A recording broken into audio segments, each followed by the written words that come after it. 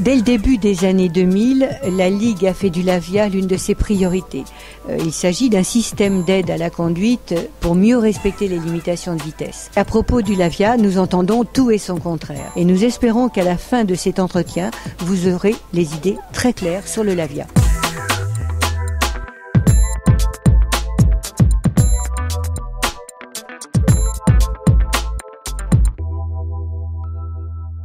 Bonjour Jacques. Bonjour. Peux-tu nous dire ce qu'est le Lavia, comment cela fonctionne, quelle est la différence qu'il y a avec les régulateurs de vitesse, les limiteurs de vitesse qui sont déjà commercialisés? Donc le Lavia, c'est un limiteur de vitesse automatique, c'est-à-dire qui limite la vitesse du véhicule de façon automatique à la vitesse réglementaire en vigueur à l'endroit où se trouve ce véhicule. Donc par rapport à ce qui est commercialisé aujourd'hui, on a le limiteur de vitesse qu'on appelle le limiteur de vitesse manuel, qui est un limiteur de vitesse qui limite le véhicule à la vitesse choisie par le conducteur, qui n'est pas forcément la vitesse réglementaire. Et on a d'autre part des régulateurs de vitesse qui, eux, ne sont pas des limiteurs, qui sont des dispositifs plutôt pour le confort de conduite, qui ont pour objectif de conserver la vitesse du véhicule à une valeur constante, c'est-à-dire que même si le conducteur lâche la pédale d'accélérateur, le véhicule va continuer à garder par exemple une vitesse de 50 km/h ou une vitesse de 90 km/h ou autre chose selon ce qu'aura programmé le conducteur.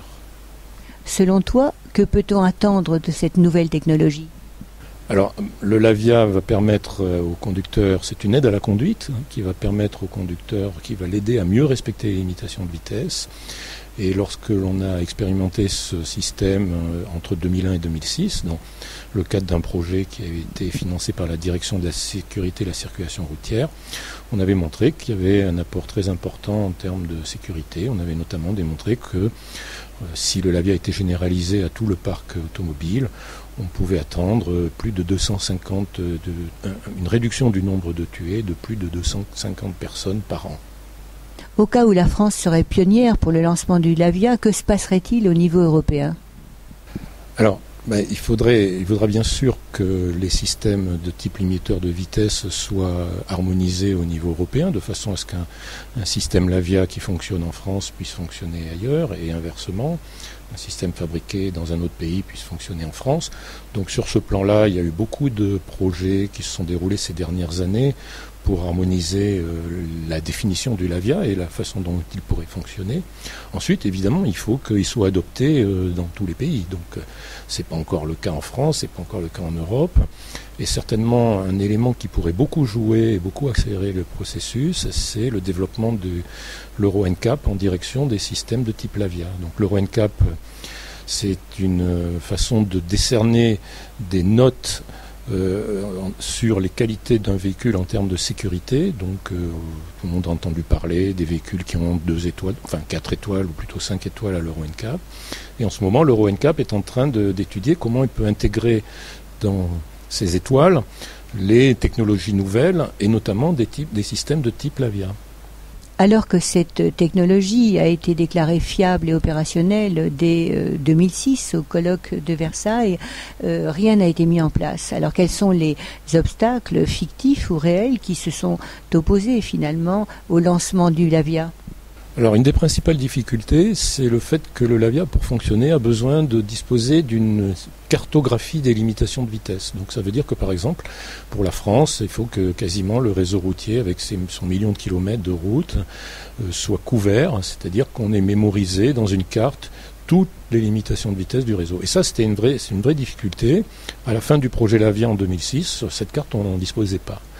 Depuis, on a fait beaucoup de progrès. Les cartographes qui renseignent les cartes qu'on trouve aujourd'hui dans les GPS, ont parcouru les routes et on a, selon leurs propres sources, leurs propres dires, on a quasiment 90% du réseau routier français qui est couvert. Donc on a beaucoup progressé sur le plan technique. Après, il peut y avoir des obstacles d'une autre nature qui sont, on va dire, peut-être un peu plus politiques sur est-ce que c'est opportun ou pas de l'introduire maintenant, et aussi sur le fait que si on l'introduit, il faut que ça soit fait à peu près partout en même temps dans tous les pays européens. Certains disent que le Lavia est liberticide, que c'est Big Brother. Qu'en penses-tu ? Non, alors ça c'est vraiment une légende. Le Lavia, c'est pas... Alors, liberticide, premièrement, tout dépend comment on introduit le Lavia. Moi, je suis convaincu que le Lavia devra être introduit sur le marché sur la base du volontariat, c'est-à-dire c'est un dispositif qui existera sur les véhicules, mais le conducteur sera libre ou non de l'utiliser. De même qu'aujourd'hui, les limiteurs de vitesse qui sont commercialisés ne sont pas imposés. Le conducteur peut mettre le limiteur de vitesse en marche ou à l'arrêt à sa convenance. Et ce sera pareil pour le Lavia. Donc il n'y a pas de question de liberticide. Après, Big Brother, ça voudrait dire que le Lavia est un système qui surveille le conducteur. Il n'en est rien. La technologie du Lavia ne permet techniquement pas de faire quelque chose qui surveille le conducteur. Ça utilise essentiellement un GPS et il n'y a rien dans le GPS qui permette une quelconque surveillance du conducteur.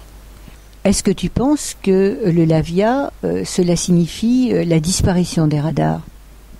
En tout cas, à court terme, je ne crois pas, parce que dans un premier temps, dans la mesure où il est introduit sur la base du volontariat, évidemment, il sera de la liberté du conducteur d'utiliser ou pas le Lavia. Donc s'il ne l'utilise pas, il n'est tout à fait possible qu'il commette des infractions, et dans ce cas-là, les radars joueront leur rôle. À plus long terme, si le Lavia est vraiment généralisé et que tout le monde l'utilise, oui, on pourrait tout à fait imaginer que les radars n'aient plus beaucoup d'intérêt et soient retirés. Mais c'est pour une perspective plus lointaine. Merci Jacques. Grâce à tes informations, j'espère que maintenant les gens sauront ce qu'est le Lavia et à quel point il est nécessaire de travailler sur la mise en place de cette nouvelle technologie. Je t'en prie, j'espère avoir éclairé la lanterne. À bientôt pour un nouvel entretien.